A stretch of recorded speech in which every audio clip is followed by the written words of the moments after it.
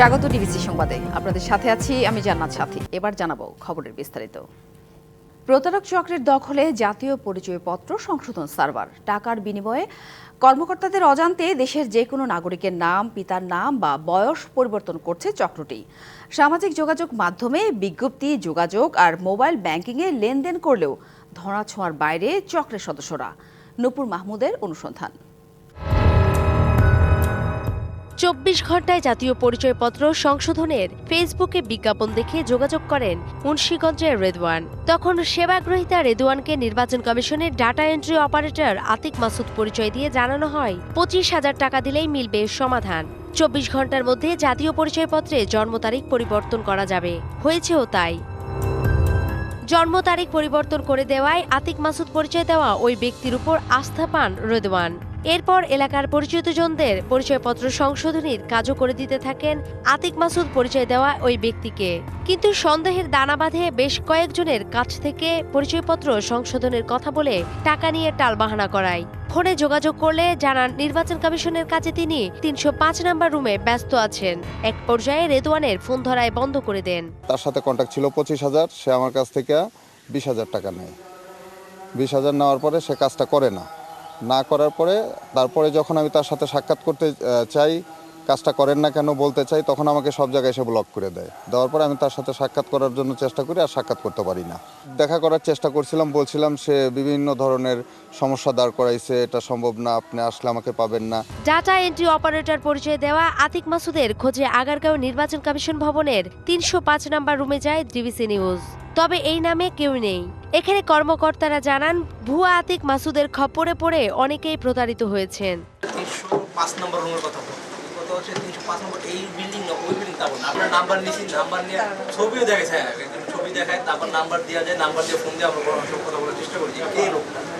DBC নিউজের হাতে আসা নির্বাচন কমিশনের এক তদন্ত প্রতিবেদন বলছে সিলেট, ফরিদপুর ও কুমিল্লা আঞ্চলিক নির্বাচন কর্মকর্তার ইউজার আইডি থেকে সংশোধন হচ্ছে এসব পরিচয়পত্র। তবে ক্যামেরার সামনে কথা বলতে রাজি না অভিযুক্ত কর্মকর্তারা। তথ্য বলছে প্রতিটি পরিচয়পত্রের সংশোধনের ক্ষেত্রে চক্র বা হ্যাকাররা কর্মকর্তার ইউজার আইডিতে ঢুকলেও আপডেট করার সময় ওটিপি যায় কর্মকর্তার মোবাইলে। আর কর্মকর্তার ফিঙ্গারপ্রিন্ট বা পাসওয়ার্ড ছাড়া মোবাইল ফোন থেকে কারো পক্ষে ওটিপি পাওয়া সম্ভব না। অথচ যেসব ইউজার আইডি থেকে প্রতারক চক্র এনআইডি সংশোধন করেছে সেসব আইডিধারীদের দায়মুক্ত দেওয়া হয়েছে। তাহলে কি চক্র আর জড়িত কর্মকর্তাদের রক্ষা করতে চায় নির্বাচন কমিশন? জানতে সংশোধন অনুবিভাগের মহাপরিচালকের মুখোমুখি ডিবিসি নিউজ। ৩ জন আরইও তারা আমাদেরকে লিখিতভাবে জানায় যে তাদের আইডি থেকে তাদের অগোচরে কিছু আইডি সংশোধন হয়ে গেছে, তাদের কাছে কোনো তথ্য আসেনি। আমাদের আইটির লোকজন বলছে এটা হতে পারে না, কারণ ওই কারেকশনটা করতে হলে তার কাছে একটা ওটিপি যাবে, কিন্তু আরইও জানে না। আমার সিস্টেমের লোকজন হয়তো সিস্টেমটা জানে, সে ওই ওটিপিটা ওইখানে না পাঠিয়ে এইখানে পাঠাইতে পারে কিনা, পাঠিয়ে সে ওই কলা কৌশলগুলো করে নিতে পারে কিনা, এইটা চেক করার জন্য দিয়েছে, ওইটার আমরা ব্যবস্থা নিচ্ছি। প্রতারক চক্রের জালিয়াতি বন্ধ করা না গেলে দেশের প্রতিটি নাগরিকের জাতীয় পরিচয়পত্র থাকবে হুমকিতে। নূপুর মাহমুদ, ডিবিসি নিউজ, ঢাকা। প্রতিযোগী দেশের ষড়যন্ত্র এবং রাজনৈতিক অসন্তোষ বাংলাদেশের তৈরি পোশাক খাতে অস্থিতিশীলতার বড় কারণ, এমন অভিযোগ তৈরি পোশাক শিল্প মালিকদের। তারা বলছেন প্রচুর অর্থ ব্যয় করে অস্থিতিশীল করা হয় দেশের পোশাক খাত, আর এই কারণে ক্রয়াদেশ যাচ্ছে প্রতিযোগী দেশে। ঝুঁকি প্রশমনের অজুহাত দিয়ে পোশাকের দাম কমান বিদেশি ক্রেতারা। ঈদ সামনে রেখে আবারও পোশাক শিল্প অস্থিতিশীল হওয়ার শঙ্কা মালিকদের। পোশাক রপ্তানিতে বিশ্বে বাংলাদেশের অবস্থান দ্বিতীয়। প্রায় ৪০ লাখ মানুষের কর্মসংস্থানের পাশাপাশি এই শিল্প থেকেই আসে রপ্তানি আয়ের প্রায় ৮৩%। তাই পোশাক শিল্প নিয়ে রয়েছে দেশি বিদেশি ষড়যন্ত্রও। শিল্প মালিকরা বলছেন জুলাই আগস্ট অভ্যুত্থানের পর লাগাতার আন্দোলন এই ষড়যন্ত্রেরই অংশ। পোশাক খাতে বেসিক্যালি যতগুলা আন্দোলন হয়েছে তার ম্যাক্সিমামগুলার পেছনেই ছিল আসলে আমাদের প্রতিযোগী দেশের ষড়যন্ত্র।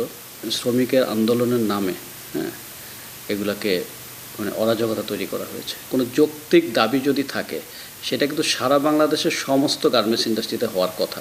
এখনও কিছু কিছু ফ্যাক্টরিতে আপনার কিছু অযৌক্তিক দাবি নিয়ে কিছু ঝামেলা হচ্ছে।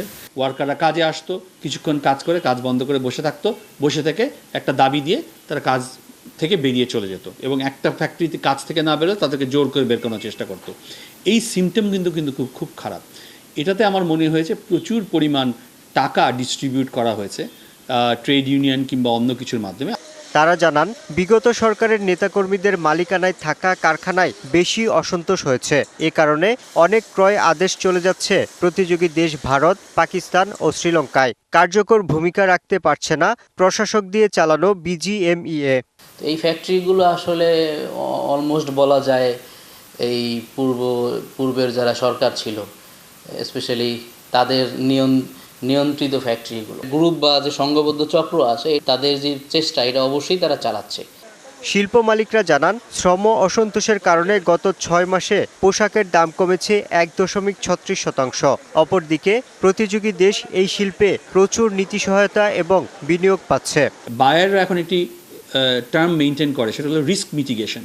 তারা বাংলাদেশের ব্যাপারে বলছে যে আমরা রিস্ক মিটিগেশন করার জন্য বাংলাদেশের সমস্ত অর্ডার না দিয়ে ভিয়েতনাম, পাকিস্তান এবং ইন্ডিয়াতে অর্ডারগুলো চলে যাচ্ছে, শ্রীলঙ্কা এই অর্ডারগুলো চলে যাচ্ছে। এটা কিন্তু যেত না যদি আমরা আমাদের ভিত্তিটা আগের মতো শক্তিশালী থাকতো। আমরা কিন্তু রুগ্ন থেকে রুগ্নতর হচ্ছি।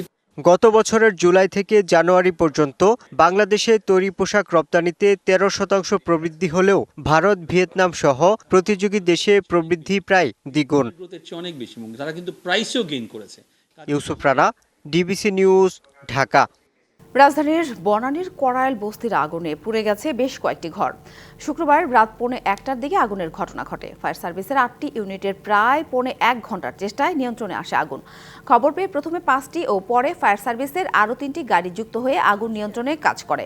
স্থানীয় ও ফায়ার সার্ভিসের সদস্যদের তৎপরতায় আশেপাশে ছড়ানোর আগে নিয়ন্ত্রণে আনে বস্তির আগুন। বস্তিতে বসবাসকারী অনেকেরই আগুন নিয়ন্ত্রণের প্রশিক্ষণ থাকায় বড় দুর্ঘটনা হয়নি মন্তব্য করে ফায়ার সার্ভিস বলছে, পরবর্তী তদন্ত সাপেক্ষে আগুন লাগার কারণ ও ক্ষয়ক্ষতির বিষয়ে বিস্তারিত জানা যাবে।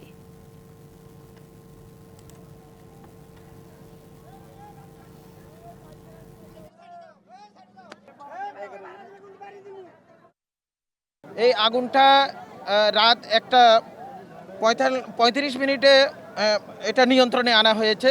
এখানে প্রশিক্ষণ দেওয়ানো হয়েছে বস্তির যারা নেতৃস্থানীয় আছে তাদেরকে, যার কারণে আগুনটা খুব দ্রুত নিয়ন্ত্রণে আনা সক্ষম হয়েছে। তো ক্ষয়ক্ষতি এবং কারণ সম্পর্কে আমরা অগ্নি নির্বাপনের পরে তদন্ত করে আমরা বলতে পারবো। রাজধানীর খিলগাঁওয়ে সমিলে লাগা আগুন পুড়েছে কয়েকটি গ্যারেজ, গাড়ি ও 2টি সমিল। ফায়ার সার্ভিসের 10টি ইউনিটের চেষ্টায় প্রায় 2 ঘন্টা পর নিয়ন্ত্রণে আসে আগুন। এ বিষয়ে বিস্তারিত জানাতে আমাদের সাথে সরাসরি যুক্ত হয়েছেন সহকর্মী হাসিব পান্ত। কথা বলবো তার সাথে। হাসিব, নিশ্চয়ই আমাকে শুনতে পাচ্ছেন। গতকাল 2 ঘন্টার চেষ্টায় আগুন নিয়ন্ত্রণে আসে সমিলের আগুন, কিন্তু কিভাবে এই আগুন লাগলো আর মোট কতগুলো গাড়ি পুড়েছে, ক্ষয়ক্ষতির পরিমাণ, এ বিষয়ে আপনার কাছে তথ্য আছে কিনা জানাবেন সব মিলিয়ে। ধন্যবাদ। আমি এখন অবস্থান করছি খিলগাঁও তালতলা মার্কেটের পাশে। গতকালকে যেখানে আগুন লেগেছিল, এখন পর্যন্ত আসলে সরজমিনে আমরা দেখেছি প্রায় 16টি গাড়ি এবং প্রায় 7টি মোটরসাইকেল পর্যন্ত আমরা পেয়েছি এবং একটি লেগুনা। সব মিলিয়ে প্রায় 17টি গাড়ি এবং 7টি মোটরসাইকেল এখানে পুড়ে গিয়েছে। এছাড়াও প্রায় 20টি গ্যারেজ ছিল ভেতরে, সেই গ্যারেজে অর্থাৎ ওয়ার্কশপগুলো ছিল, সেই ওয়ার্কশপেও কিন্তু আসলে আগুন লেগেছে। প্রাথমিকভাবে গতকালকে ফায়ার সার্ভিসের প্রথমে 2টি ইউনিট আসে, পরবর্তীতে কিন্তু আরো সেই ইউনিটগুলো বাড়তে একটি পর্যায়ে প্রায় 10টি ইউনিট এসে প্রায় 2.5 ঘন্টার চেষ্টায় আগুন নিয়ন্ত্রণে আনতে সক্ষম হয়। একটি পর্যায়ে যে স্থানীয় যারা ছিলেন, এলাকাবাসী যারা ছিলেন, এছাড়াও এই আশেপাশে যে সকল লোকেরা ছিলেন, সকলের প্রচেষ্টায় কিন্তু আগুন নিয়ন্ত্রণে আনে। তবে হতাহতের কোনো খবর জানা যায়নি, কেননা গতকালকে আসলে এই মার্কেটের যে সকল মানুষেরা ছিলেন তারা কেউই কিন্তু এখানে ছিলেন না, যে কারণে আসলে কোনো হতাহত হয়নি। প্রাথমিক অবস্থায় কিন্তু আমরা এখানে এসে সরজমিনে যেটা দেখেছি, প্রায় 17টি গাড়ি এবং সব মিলিয়ে 7টি মোটরসাইকেল এখানে পুড়ে ছাই হয়ে গিয়েছে। এছাড়াও যে সকল এই পুরো মার্কেটটি যেখানে ছিল প্রায় 20টি ওয়ার্কশপ এবং এর দুই পাশে 2টি সমিলও ছিল। অনেকে বলছে সমিল থেকে আসলে আগুন লাগতে পারে, অনেকে বলছে আবার শর্ট সার্কিট থেকেও লাগতে পারে। তবে গতকালকে ফায়ার সার্ভিসের থেকে যে বিষয়টি জানা গিয়েছে যে শর্ট সার্কিট অথবা যে কোনো মাধ্যমে আগুনটি লাগতে পারে। তবে আগুনের এখানে যেহেতু গাড়ির ওয়ার্কশপ ছিল যেহেতু গাড়ির ওয়ার্কশপ ছিল সেহেতু কিন্তু আসলে এখানে গ্যাস সিলিন্ডারগুলো ছিল, যার কারণে কিন্তু আসলে এই প্রায় 2 মিনিট 4 মিনিট 5 মিনিট পর পর জোরে জোরে ব্লাস্ট হয়ে সেগুলো বিস্ফোরিত হতে থাকে। সর্বশেষ জানাচ্ছিলাম খিলগাঁও তালতলা মার্কেটের এই যে আগুনে পুড়ে যাওয়া স্থান সেই জায়গা থেকে। ধন্যবাদ হাসিব। পিরোজপুরের নাজিরপুরে প্রতারণার মাধ্যমে টাকা হাতিয়ে নেওয়ার সময় পুলিশের পোশাক পরা এক যুবককে আটক করেছে পুলিশ। শুক্রবার রাতে উপজেলার বুইচাকাঠি গ্রাম থেকে সাইফুল ইসলাম নামে ওই যুবককে আটক করা হয়। পুলিশ জানায়, অনলাইনে বিজ্ঞাপনের মাধ্যমে অল্প দামে মোটরসাইকেল বিক্রির কথা বলে বরিশাল থেকে প্রশান্ত দাস ও আহসান হাবিব শুভ নামে 2 যুবককে নাজিরপুরে ডেকে আনে প্রতারক চক্রটি। এরপর মোটরসাইকেল না দিয়ে এনএসআই সদস্য পরিচয় ওই 2 যুবকের কাছ থেকে 80,000 টাকা হাতিয়ে নেয় তারা। এ সময় তারা চিৎকার করলে চক্রটির 3 সদস্য পালিয়ে যায়। তবে তাদের আরেক সদস্য সাইফুলকে ধরে ফেলে স্থানীয়রা।